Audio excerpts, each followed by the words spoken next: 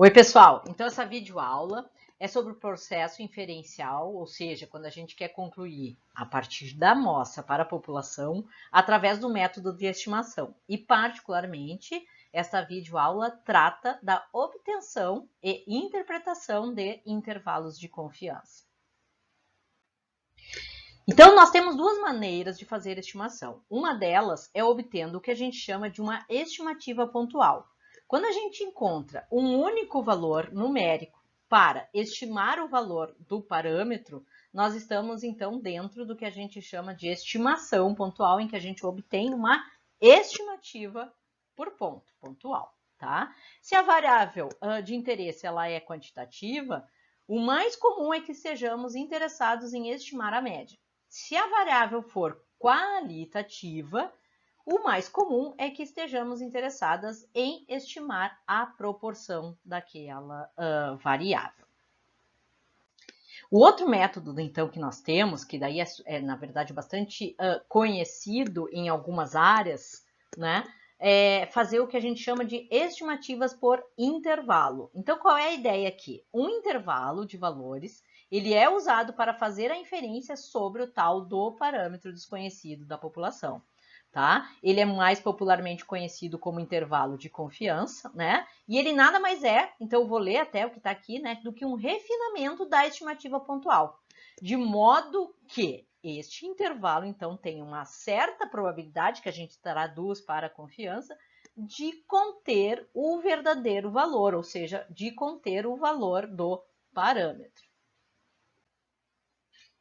Então, eu trago aqui para vocês um esquema, tá? Um desenho, para a gente visualizar o conceito, a ideia dos intervalos de confiança. Então, aqui eu trago representando, tá? Através dessa linha pontilhada, enfim, tracejada, o valor desconhecido do parâmetro, né? Que a gente não conhece e, portanto, vamos fazer um estudo amostral. Cada uma destas retas com uma bolinha representa o que poderia ser obtido por diferentes amostras de tamanho N, tá? Então, aqui é sempre pensando em amostras possíveis de mesmo tamanho N, tá? Então, o que nós temos aqui nessa representação? Aqui, cada uma dessas bolinhas representa a estimativa pontual que poderia ser obtida por cada uma das amostras possíveis de tamanho N. O que acontece, pessoal? Agora sim é o momento, tá? Ele é bem tipo da teoria estatística, tá? Na teoria, nós temos a possibilidade de coletar várias amostras de mesmo tamanho N. Vida real, o que a gente faz? A gente coleta uma amostra de tamanho N. Esse N tem que ter sido calculado, eu não vou entrar nesse aspecto aqui, porque isso aí tem a ver com a amostragem, que espero que vocês tenham visto e lido, enfim, tudo que está indicado no Moodle, tá? Vida real, então, a gente coleta uma amostra de tamanho N. Pela teoria estatística, essa amostra, né, ela deverá ser aleatória, ou seja, envolver algum tipo de sorteio das unidades que venha a compor essa amostra, tá? Então, eu não vou entrar nesse mérito, nesse quesito, porque essa suposição, ela já está feita, tá? Então, quando a gente utiliza o rigor, uma técnica de amostragem adequada, o cálculo do tamanho de amostra, coisa e tal, tá? Vamos estar seguros, né, seguras, enfim, de que o que a gente vai utilizar de inferência estatística vai nos produzir resultados válidos, enfim, adequados para o nosso, né, o objetivo, enfim, da pesquisa. Quando, então, a gente calcula um intervalo de valores, tá, em torno desta estimativa pontual, é o que a gente chama de intervalo de confiança. E aí, por que nós temos que pensar que a amostra é probabilística? Então, aqui traz uma ideia, né, que é só para ficar pensando um pouquinho. Imaginem que a gente tem uma população de tamanho 1000, quantas amostras possíveis seriam, né, de serem obtidas de tamanho 100? Seriam muitas amostras, tá? Então, a gente na vida, né, prática, vamos dizer assim, da pesquisa, a gente vai lá e coleta uma amostra, se ela for de tamanho 100, né? Bom, a gente vai lá e coleta uma amostra que a gente pensa que é aleatória, de tamanho 100, a partir daí vai utilizar uma fórmula e alguns resultados, tá? de probabilidade e de estatística para fazer esse cálculo, tá?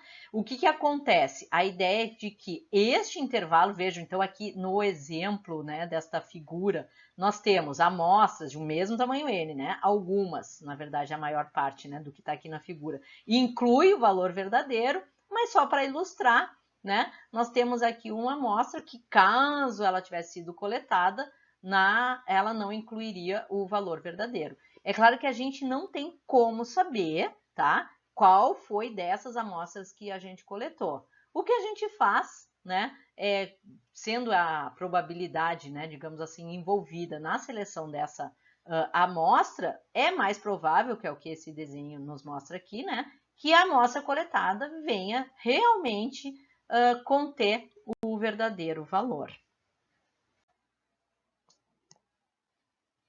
Alguns comentários, então, que a gente pode fazer, eu que vou fazer para vocês, na verdade, né? Então, quando a gente pega, né, uma amostra possível, né, de tamanho n, né, e a gente calcula esse intervalo de confiança, então a gente não sabe se o parâmetro ele realmente está ou não incluído naquele intervalo calculado. Por isso que vem a ideia de que nós calculamos este intervalo, né, garantindo, tá? Eu vou mostrar a fórmula e daí talvez fique melhor de se entender, vamos dizer assim, que ele tem uma certa probabilidade, que eu vou chamar aqui de 1 menos alfa, de que esse intervalo obtido ele realmente contenha o valor verdadeiro aí do parâmetro. E mais, também podemos dizer, né, que a gente deve reconhecer que esse é um processo, tá? Em que ele tem 100, né, vezes o tal lá, né, 100, 1 menos alfa por cento de chance de ter sucesso, ou seja, num número grande, né, que é isso que está escrito aqui, numa sequência grande de repetições, o que é essa sequência grande de repetições? É pensar em fazer isso em várias amostras de mesmo tamanho n, proveniente da mesma população, tá? Num grande número, então, de repetições, espera-se que 100 1 menos alfa por cento de vezes, ou seja, né, dos intervalos, realmente devem conter o valor verdadeiro, mesmo que a gente não conheça este valor. Isso é decorrente do resultado de alguns teoremas de probabilidade, enfim, tá, algumas coisas matemáticas, que eu particularmente não vou entrar no detalhe aqui, né? Quem tiver curiosidade, isso tem nos livros e tem alguns vídeos aí que podem ser, enfim, visualizados, tá? Para entender um pouco melhor essa ideia. Então, para entender os intervalos de confiança, a minha sugestão, esse vídeo aí tá disponível no Moodle, tá? Ai, desculpa, não tá aparecendo aí todo o título, né? Mas ele chama Intervalos de Confiança, Conceitos, Nível de Confiança. O link tá aí na apresentação, né? Que vocês também têm essa apresentação disponível, mas também tá direto lá no Moodle, tá? E aí até essa parte conceitual realmente tá bastante bom aí de assistir esse vídeo. Não vou ficar usando o meu tempo aqui para isso. Então, o que nós temos, tá? Se a estimação é, né, para uma proporção, ou seja, a variável de interesse aí envolvida, ela é qualitativa, a estimativa pontual pode ser obtida pelo próprio P, que eu vou chamar de P aqui, que é a proporção. Gente, é o que vocês já calcularam de frequência relativa na parte de descritiva, tá? P aí, então, nada mais é do que pegar o número de unidades que tem a característica de interesse, tá? Sobre o número de unidades da amostra, ou seja, o tamanho da amostra. Frequência relativa, tá? Isso aí, então, é a proporção, isso é a estimativa pontual. O que nós temos, então, como intervalo de confiança, ou seja, aquele refinamento em torno da estimativa pontual? Eu apresento para vocês aqui a fórmula deste intervalo, para ficarem já tranquilos, tá? É claro, eu estou apresentando a fórmula, quem quiser usar, tem exercícios que vocês podem fazer esse cálculo à mão, mas nós ficaremos muito mais focadas e focados na interpretação, porque eu vou mostrar para vocês como se obtém o resultado desse intervalo através aquele aplicativo Art da Estatística, Art of Stats, tá? Mas eu acho que cabe, então, aqui comentar, vejam, em torno da estimativa pontual, é o P aqui, né? A proporção obtida com a amostra. Nós somamos e subtraímos, por isso que aqui aparece o símbolo mais ou menos, tá? Uma certa quantidade. Esta quantidade que eu estou circulando aqui com um ponteiro é o que a gente chama de margem de erro. Sabe quando a gente vê o negócio lá das pesquisas eleitorais, né? O resultado lá. Não vou entrar no mérito aqui se a amostragem é probabilística e se ela é boa, tá? O jeito que é feito o cálculo é como se fosse. Então tá. Vamos considerar que a amostra lá era boa. E zip, tá? Bom, a margem de erro, então, que é divulgada quando dizem assim, 2 pontos para cima, 2 pontos para baixo, ou 1,8, ou 3,5, sei lá eu, né? Bom, isso é o que é obtido a partir dessa parte aqui da fórmula, tá? Onde a gente, então, tem um valor, que aqui está aparecendo como letra Z, Z alfa sobre 2, vejam, o alfa aqui refere, né, alguma coisa sobre o nível de confiança, e Z aqui é o valor de uma distribuição de probabilidade normal padrão. Gente, tem vídeo falando sobre a distribuição normal, tá? Que está disponível no Moodle. Eu sugiro que vocês assistam esse vídeo, né? Também tem vídeo falando sobre o teorema central do limite, que na verdade é o resultado do teorema que é aplicado nessa fórmula, tá? E o que a gente tem aqui na raiz, então eu quero que vocês percebam dentro da fórmula, depende somente de valores obtidos com a amostra, onde P é a proporção amostral e N é o quê? O tamanho da amostra, tá? Então, eu posso dizer que esse intervalo tem uma probabilidade 1 menos alfa, né, por cento, na verdade, eu tenho uma probabilidade 1 menos alfa, né, de que ele seja, né, um intervalo que realmente contém o verdadeiro valor, que a gente acaba traduzindo que o intervalo tal tem 1 menos alfa por cento de confiança de realmente conter o valor verdadeiro que a gente deseja estimar.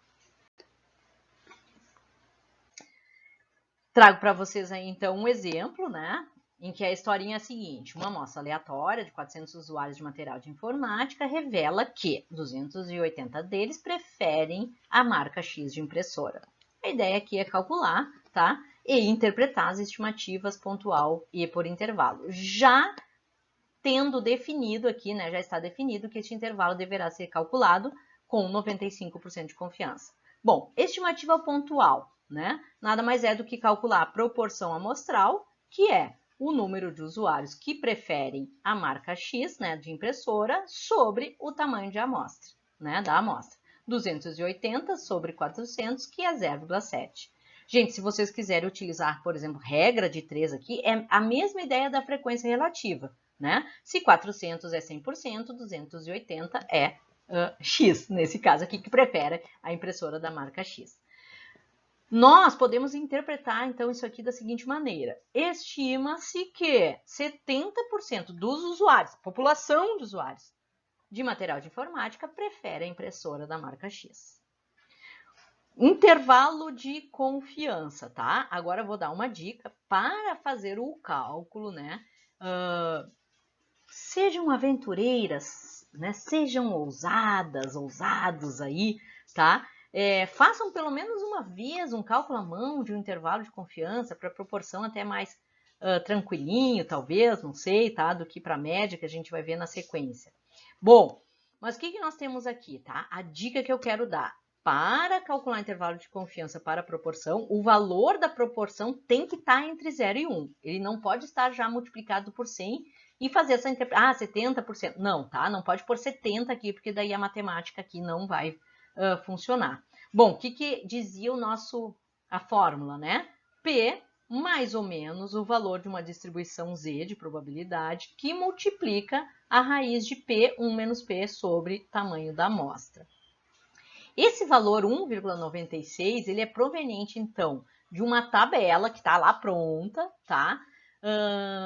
Da distribuição normal padrão, né? Tá? Que corresponde a uma confiança de 95%, tá? Então, fica a dica aí, tem vídeos explicando como é que se obtém esses valores. Na lista de exercícios que eu coloquei para vocês, eu já estou indicando, quando a confiança é tanto, o valor de Z é tanto, tá? Então, sempre que for 95% de confiança e aqui na fórmula tiver uma z, esse valor vai ser 1,96. Então, matematicamente, nós temos aqui, né, que resolver essa conta, né? 0,7 mais ou menos 1,96 raiz de 0,21 sobre 400. De onde sai esse 0,21?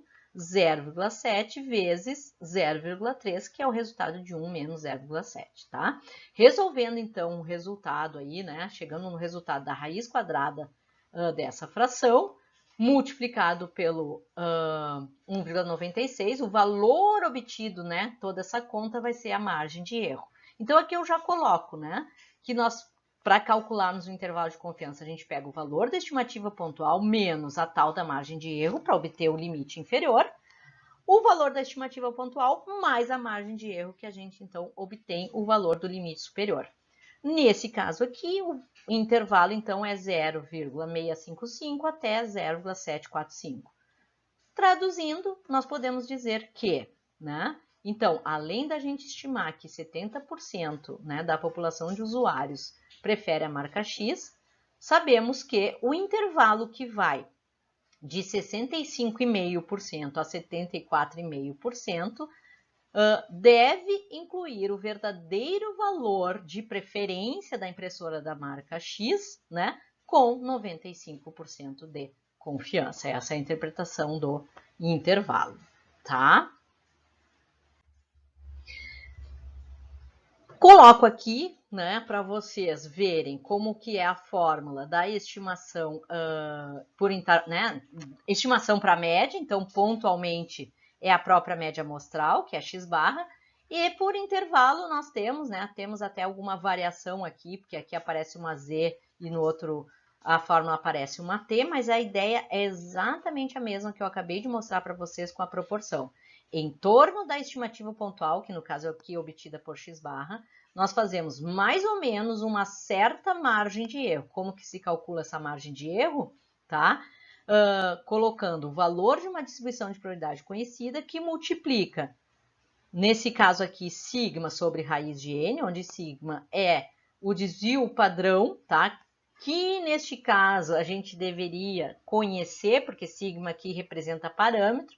O mais comum é que a gente use, né, aproximações, na verdade, estimações para sigma, onde a gente usa S, que é o desvio padrão amostral, tá? Sobre raiz de n. Então, quando a amostra ela é pequena e o sigma ele é, né, desconhecido, a gente acaba utilizando S sobre raiz de n e em vez de uma Z, existe uma distribuição de probabilidade chamada T, né? E aí também é um valor que se encontra tabelado e coisa e tal, tá? Eu gosto de apresentar as fórmulas, que é para a gente explorar um pouco os conceitos, tá? Do intervalo de confiança. Então, geralmente, esse alfa que aparece aí, ele vale 0,1, 0,05 ou 0,01, mas o mais comum é que ele seja 0,05, porque produz, né, então, resultados de intervalos de confiança que, na verdade, tem 95% de confiança. Então, para a gente refletir um pouco aqui, né? Eu vou mostrar aí na sequência, tá? A ideia de que nós podemos pensar sobre o que acontece com a largura do intervalo, tá? Quando a gente modifica o valor da confiança, esse tal de 1 menos alfa, né? Então, o que isso significa em termos de precisão. E também o que acontece com a largura do intervalo à medida que a gente modifica o tamanho da amostra, ou seja, tamanhos de amostras menores, tamanhos de amostras maiores, né? O que isso significa, na verdade, o que isso impacta na precisão da estimação. Então, eu trago aqui para vocês, né, a ideia da gente resolver isto computacionalmente.